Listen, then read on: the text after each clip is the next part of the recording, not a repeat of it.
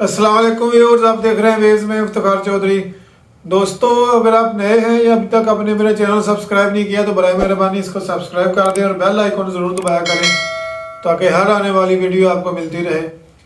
आज हम डिस्कस करते हैं Chakoti Hattian hydro power project. Chakoti Hattian hydro power project basically अभी इसकी कंस्ट्रक्शन स्टार्ट नहीं हुई, ये प्रपोज्ड डैम है अभी तक।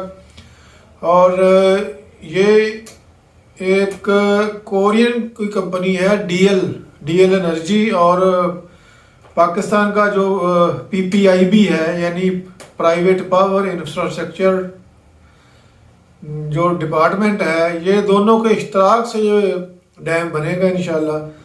तो लेट्स सी इसकी जब लोकेशन थोड़ी सी डिस्कस करते हैं। लोकेशन इसकी दरिया झेलम के ऊपर है, ये कश्मीर में, आज़ाद कश्मीर में, यानी जो चकोटी का सिटी है ना उसके ये तकरीबन कोई 9.8 किलोमीटर डाउन स्ट्रीम पे इसका साइट है।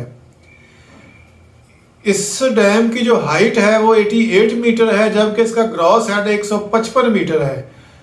इसके पावर हाउस के लिए ये भी थोड़ा सा एक डिफरेंट तरीके से बनाया गया है। जो दरिया झेलम है उसका जो लेफ्ट विंग है यानी लेफ्ट साइड उसकी, वहाँ से 2 कंक्रीट की टनल, अंडरग्राउंड टनल निकाल के ये पावर हाउस की तरफ लेकर गए हैं। और ये जो दोनों ही टनल्स हैं उनकी लंबाई जो है 8,500 मीटर है तकरीबन, यानी कुछ 8.5 किलोमीटर कह लें।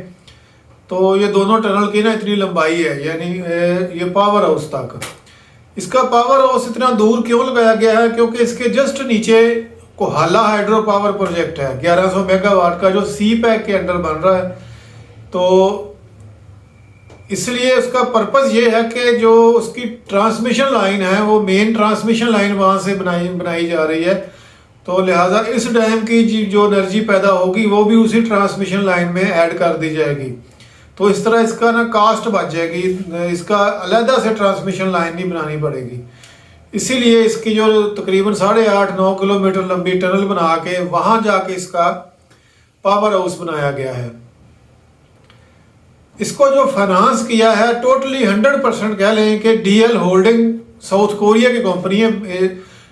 बेसिकली डीएल होल्डिंग क्या है? ये एक मल्टीनेशनल कंपनी है जो साउथ कोरिया की है और ये बहुत सारे मुल्कों में ऑपरेट करती है। और ये बहुत सारे यानी मल्टी टास्किंग किस्म के इसके बिजनेस हैं, ये मल्टी डायमेंशनल किस्म के बिजनेस हैं। तो डीएल होल्डिंग के अंडर बहुत सारी कंपनियां हैं, उन्हीं में एक कंपनी है डीएल एनर्जी जो पाकिस्तान के एरिया में यानी एशिया में ऑपरेट करती है एनर्जी सेक्टर में, एनर्जी और पावर प्रोजेक्ट्स में। तो वो इसकी जो टोटली फाइनेंसिंग है ये वो डीएल एनर्जी लिमिटेड करेगी और जो इसकी कास्ट है वो 1.2 बिलियन यूएस डॉलर है। इसकी जो फिजिबिलिटी है, ये एक कनेडियन कंपनी थी RSW उसने, और एक पाकिस्तानी कंपनी थी डिज़ाइन मैन, इन दोनों ने मिलकर इसकी फिजिबिलिटी बनाई थी। जबकि इसके जो ऑपरेटर हैं ये डीएल एनर्जी ही है, और जैसे पहले बताया डीएल एनर्जी और पीपीआईबी पाकिस्तान प्राइवेट इंफ्रास्ट्रक्चर बोर्ड, ये दोनों इसके जो ऑपरेटर हैं। इसका कंट्रैक्टर भी डेफिनेटली ये डीएल एनर्जी ही है। जिसकी जो डेट ऑफ कंप्लीशन है ये ऑलमोस्ट 29 में या 30 में जाके बनेगा, क्योंकि 5 साल की है। और ये BOT मॉडल पे बनाया जाएगा, यानी बिल्ट ऑपरेट एंड ट्रांसफर। इसकी जो लीज एग्रीमेंट है ये 30 साल के लिए। अब आते हैं इसके क्रेडेंशियल्स या बेनिफिट्स क्या मिलने वाले हैं। इसमें 500 मेगावाट बिजली पैदा करेगा। ये 4 turbine Francis type 125 megawatt each की ये लगाई जाएंगी।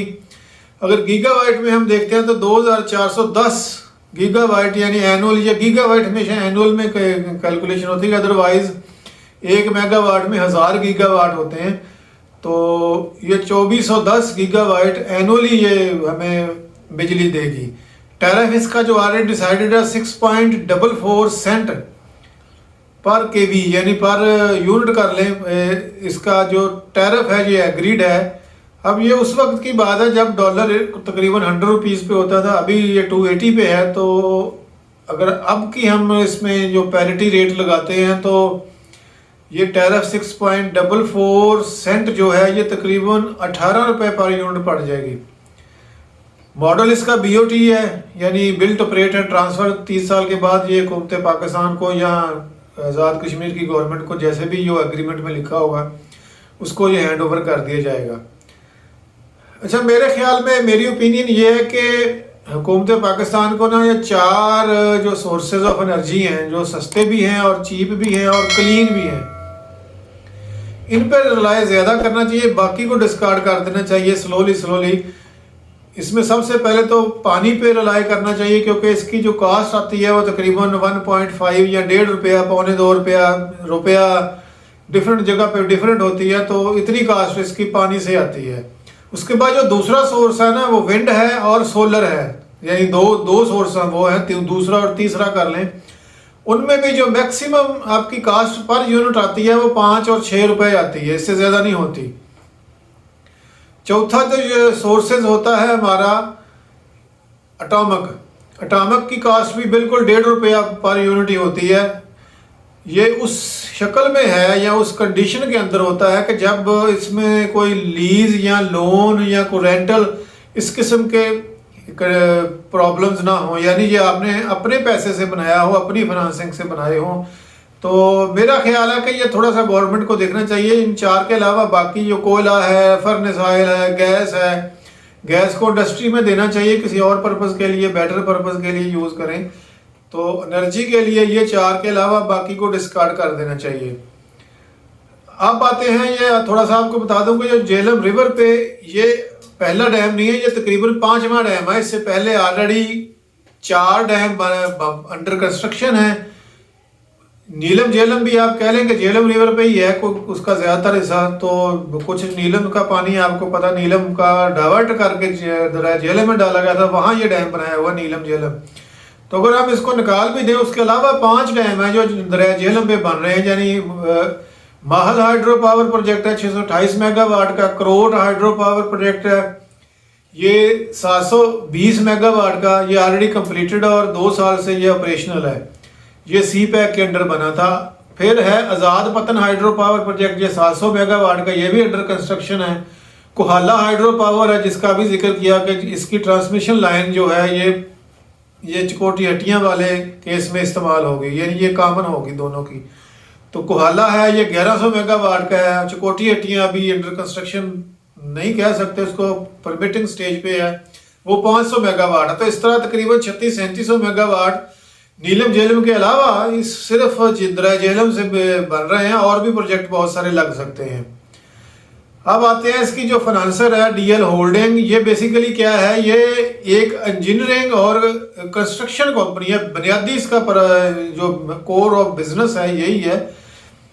बाकी इसके और बहुत सारे यानी इसके जो हैं बिजनेस और भी बहुत सारे हैं। ये फॉर एग्जांपल ये प्रोजेक्ट मैनेजमेंट भी करती है, फिजिबिलिटी स्टडी भी करते हैं, ये इंजीनियरिंग और प्रोक्योरमेंट में भी ये इन्वॉल्व है कंपनी।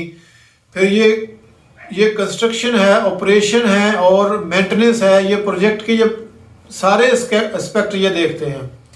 उसके अलावा ये कमीशनिंग और प्रोजेक्ट फाइनेंसिंग का काम भी करती है। फॉर एग्जांपल इसमें इसका 100% फाइनेंसिंग इसकी है। इसके अलावा एक गुलपुर हाइड्रो पावर प्रोजेक्ट है जो 102 मेगावाट का था, वो ऑलरेडी ऑलमोस्ट कंप्लीटेड है, बना हुआ है। उसमें भी इस कंपनी का ये फाइनेंसिंग है, को 20% है, शायद 25% है। उसके अलावा जब ये प्रोजेक्ट स्टार्ट होगा तो इसमें जो प्लांट फैसिलिटी हैं वो बहुत सारी हैं। ये जैसे मेडिकल कॉम्प्लेक्स इधर एक बनना है, ताकि जितने इधर से आबादी है और लोग हैं जो रिलेटेड हैं डायरेक्टली और इनडायरेक्टली, उनको जो मेडिकल फैसिलिटी प्रोवाइड की जा सकती है। इसके अलावा एक एजुकेशनल कॉम्प्लेक्स इसका डिज़ाइन किया गया है कि इसमें एक यानी ट्रेनिंग सेंटर होंगे और स्कूल होगा, और दूसरे बहुत सारे इसमें बिल्डिंग्स बन रही हैं। फिर असेस रोड्स हैं, फिर जॉब्स हैं। आपको पता कि बहुत सारे तकरीबन 1200-1400 लोगों की, लोकल लोगों की जॉब्स हो जाएंगी। बाकी बाहर से तो बहुत सारे फ़ायदे होते हैं। तो इंशाल्लाह ये जल्द बन जाएगा। तो ऑलरेडी इसकी बाकी सारी डॉक्यूमेंटेशन और सारी चीज़ें रेडी हैं। तो एंड पे आपसे एक दफ़ा फिर गुजारिश है कि प्रोजेक्ट मेरे चैनल को सब्सक्राइब कर दें और बेल आइकन ज़रूर दबाएं। अल्लाह हाफिज़।